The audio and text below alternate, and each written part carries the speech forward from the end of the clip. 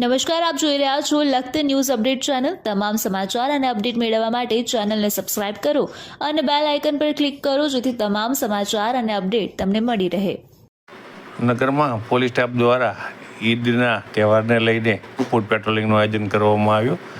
Lakhtar police sub inspector N ડાભીના માર્ગદર્શન મુજબ પોલીસ સ્ટાફ દ્વારા લખતર ગામની અંદર ફૂડ પેટ્રોલિંગ કરવામાં આવ્યું।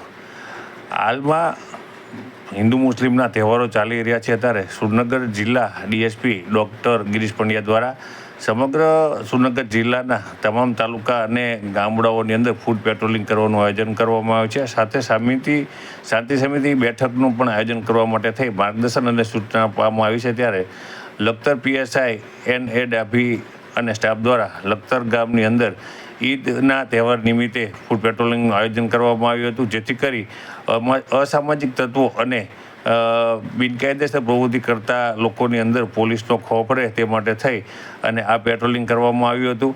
લખતર પોલીસ સ્ટાફ પોલીસના વાહનો સાથે થઈ અને લખતર ગામની અંદર પેટ્રોલિંગ કર્યું હતું।